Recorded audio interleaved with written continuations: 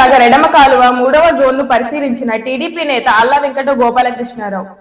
ఉమ్మడి కృష్ణా జిల్లా నాగార్జున సాగర్ ఎడమ కాలువ ప్రాజెక్టు కమిటీ పరిధిలోని 3వ జోన్లో సాగునీరు రాక ఆయకట్టులు తీవ్రమైన సాగునీటి ఎద్దడి నెలకొన్న నేపథ్యంలో ఎన్టీఆర్ జిల్లా విసన్నపేట మండలం రామచంద్రపురం 117వ కిలోమీటర్ల రెగ్యులేటర్ దగ్గర పైనుండి వస్తున్న సాగర్ జలాలను నాగార్జున సాగర్ ఎడమ కాలువ ప్రాజెక్టు కమిటీ చైర్మన్ కోట వీరబాబు, వైస్ చైర్మన్, సాగునీటి వినియోగదారుల సంఘాల సమైక్య రాష్ట్ర అధ్యక్షులు ఆళ్ల వెంకట గోపాలకృష్ణారావు, ఎడమ కాలువ Visannapeta circle superintendent engineer MR Mohiuddin, Nuzvid NSP executive engineer B Santosh మరియు ప్రాజెక్ట్ కమిటీ 2-3 జోన్ల పరిధిలోని డిస్ట్రిబ్యూటరీ కమిటీ చైర్మన్లతో కలిసి క్షేత్రస్థాయిలో పరిశీలించారు.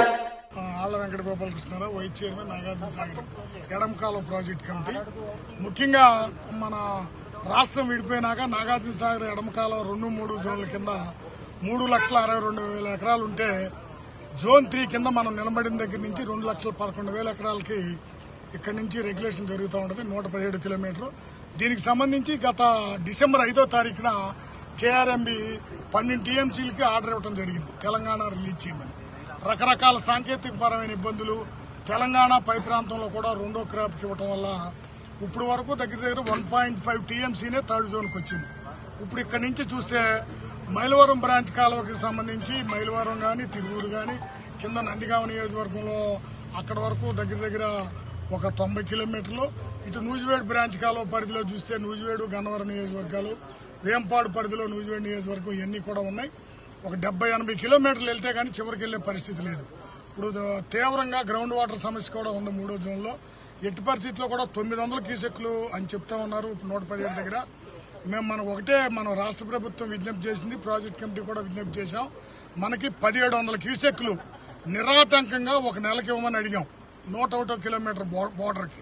అట్లాగే పాలేరు నుంచి 3000 క్యూసెక్లు రిలీజ్ చేసి నిరాటంకంగా తెలంగాణతో పాటు మనకిస్తే కనీసం మనం ఇక్కడి నుంచి వారుబందీ పెట్టుకుని నూజివేడు బ్రాంచ్ కాలువకి చేసినప్పుడు మైలవరం ఆపటం, అట్లాగే మైలవరం నూజివేడులో కూడా ఒకటి ఆపి ఇటు వేంపాడికి మన మన మన జమలాపురం కూడా ఇవ్వాల్సిన పరిస్థితి ఉంది. అంటే వారుబందీ పెట్టుకోవాలన్నా కానీ మినిమం మనకి 1700 క్యూసెక్లు ఇస్తే మనం చేయగలిగే పరిస్థితి ఉంది. కాబట్టి ఆ 1700 ఇచ్చేలాగా మేము ప్రాజెక్ట్ కమిటీ దగ్గర కృషి చేసి గౌరవ తెలంగాణ వ్యవసాయ శాఖ మంత్రివర్యులు తుమ్మల నాగేశ్వరరావు దగ్గర కూడా వెళ్దామని అనుకున్నాం.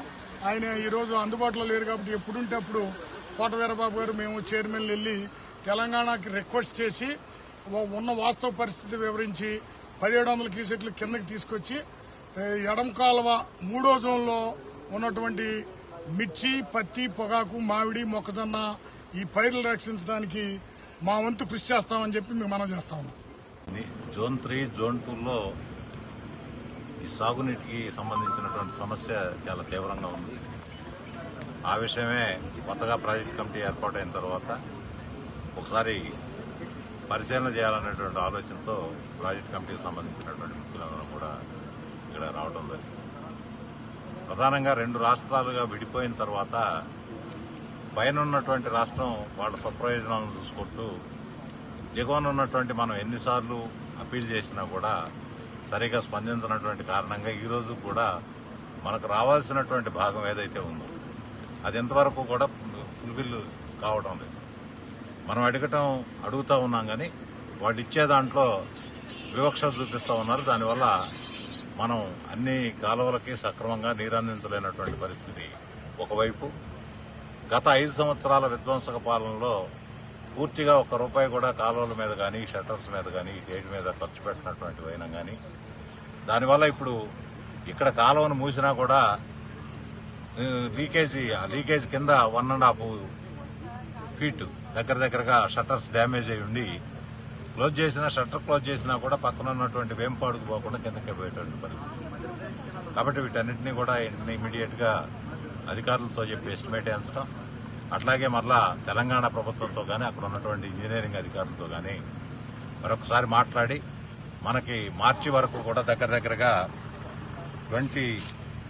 21 టీఎంసీ దగ్గరగా మనకి మార్చి ఆఖరి నాటికి 21 టీఎంసీ రిక్వైర్మెంట్ ఉంది జోన్ 2, జోన్ 3. ఈ రిక్వైర్మెంట్ను ఫుల్ఫిల్ చేయమని చెప్పి డిమాండ్ చేసేదానికి ఒకసారి వాస్తవ పరిస్థితిని చూడటానికి ఇక్కడ రావడం జరిగింది. కార్యక్రమం పాల్గొన్నటువంటి అందరికీ కూడా